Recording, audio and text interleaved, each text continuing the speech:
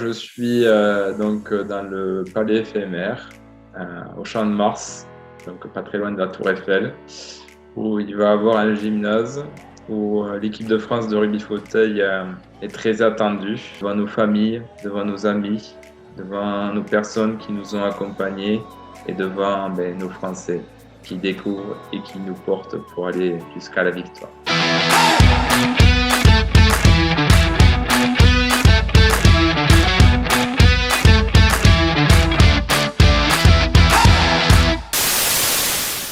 Bonjour à tous déjà, je m'appelle Jonathan Everna, j'ai 31 ans, je suis joueur de rugby fauteuil et sportif de haut niveau. Je pratique le rugby fauteuil depuis maintenant 12 ans au sein du Stade Toulousain Rugby Handisport et je suis le capitaine de l'équipe de France de rugby fauteuil. Originaire de Figeac, par la suite j'ai toujours fait du sport depuis que je suis né, depuis l'âge de 7 ans. Je suis un très grand sportif, voire un très grand compétiteur. Après un gros parcours universitaire dans l'expertise comptable et également dans le domaine de l'immobilier. Et aujourd'hui, je suis vendeur hobby commerçant sur un temps partiel de 12 heures qui me permet en fait de pouvoir allier le projet professionnel et le projet sportif de haut niveau et de performance que je mène avec l'équipe de Toulouse et également avec l'équipe de France. Et au sein du Stade Toulousain Rugby Handisport, on est 10 fois champion de France et 10 fois vainqueur de la Coupe de France. Et en équipe de France, aujourd'hui, on est très fiers de dire qu'on a participé à 3 Jeux paralympiques. On a fait aussi également les championnats du monde. Dernièrement, un titre, le tout premier titre de cette équipe de France, qui est le titre de champion d'Europe 2022, qui s'est déroulé en France, à Paris, en février dernier.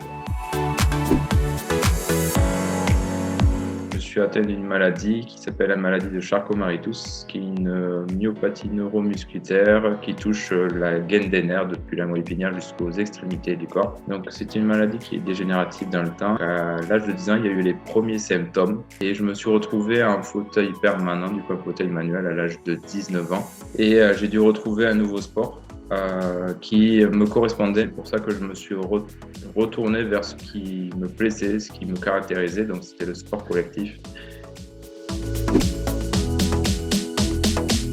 Dans mon centre de rééducation, en fait, mercredi après-midi, le Stade Toulousain Handisport est venu faire une initiation de rugby fauteuil, en fait, une démonstration. Et j'étais tellement, curieux et excité à l'idée de découvrir comment on pouvait en faire, que je m'étais inscrit. Au loin, en fait, avant même de rentrer dans le gymnase, j'entendais les pare-chocs des fauteuils s'entrechoquer. Plus j'avançais, plus ça s'assourdissait et c'était juste incroyable de se dire que des gens pouvaient du coup faire du rugby en fauteuil. Donc je me disais dans quoi je m'embarque, dans beaucoup d'appréhension au départ. Toute la dimension de l'esprit d'équipe, l'engagement, le contact m'a énormément plu dès que j'ai essayé. J'en suis plus jamais reparti depuis. C'est un sport qui a été inventé dans les années 70 au Canada par des anciens hockeyeurs qui sont devenus malheureusement tétraplégiques à l'issue d'un match du coup. Et ils ont voulu retrouver un sport, créer un sport qui caractérisait beaucoup de choses du coup autour du hockey. Et en fait, ils ont pris une multitude de règles de différents sports pour que ces personnes qui sont atteintes de la tétraplégie ou atteintes des 4 membres puissent s'exprimer et qu'ils aient vraiment un sport à eux.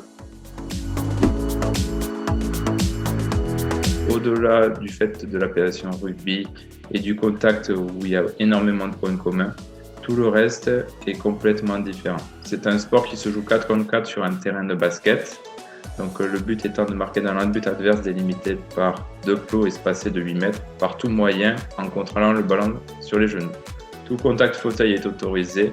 Par contre, tout contact physique, comme au basket par exemple, n'est pas autorisé et est sanctionné comme au hockey sur glace par une prise. Pour se faire des passes, nous avons droit aux passes en avant, sur le côté et en arrière. Donc c'est le ballon rond qui a été choisi parce que c'est le ballon le plus appréhendable, en tout cas pour les personnes qui sont atteintes plus ou moins sévèrement des 4 membres, du coup le plus léger pour pouvoir aussi faire des rebonds ou des passes. Le but en fait pour pouvoir récupérer le ballon, c'est de carrément vraiment soit éjecter son adversaire en dehors des lignes du terrain, soit intercepter le ballon, soit à, du moins vraiment chipper le ballon sur les genoux sans toucher l'adversaire.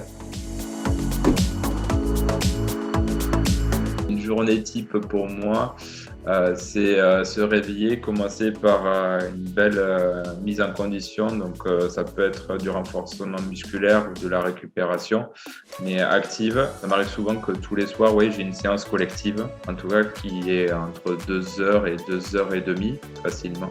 Donc, on est sur un ratio aujourd'hui entre 12 et des fois 18 heures donc, d'entraînement semaine. Donc, voilà réellement la journée type.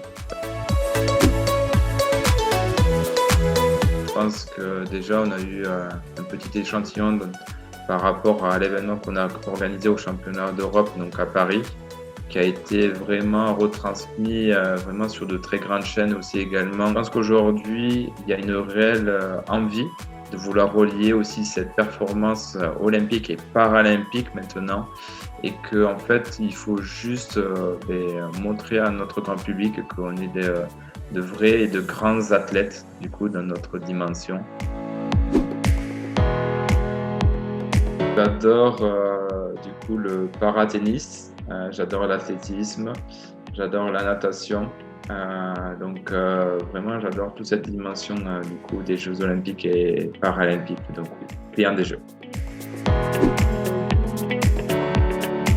Roger Federer, je trouve que c'est un exemple juste incroyable par sa prestation, sa dimension, son aisance et sa facilité déconcertante qu'elle travaille dans le fond. C'est juste incroyable. Marie-Amélie Le Fur, elle est juste incroyable. Elle a dépassé le sport, l'entendement. Elle a dépassé beaucoup de frontières et elle fait partie des personnes qui contribuent à nous pousser dans notre mouvement. Mais avant cela, maintenant, en tant que présidente du mouvement paralympique, ça a été une immense sportive et moi, pour ma part, c'est une des personnes que je respecte d'autant plus de ce qu'elle est devenue maintenant aujourd'hui. On pourrait penser qu'on ne peut pas aller plus haut, mais c'est mal nous connaître. Donc aujourd'hui, ce qui est réalisable, c'est atteindre le dernier carré. Voilà, le top 4 au niveau mondial. Et à partir de ce moment-là, aller viser un podium. Elle revient toujours, cette question. Alors, pour répondre à la question, donc vous m'excuserez tous et toutes, vraiment, se fait dignement. Mais au-delà de ça aussi, on sait faire la part des choses quand dans une dimension du coup de travail, on l'est. Et quand il faut savoir les fêter et aussi décompresser, on sait très bien faire la fête.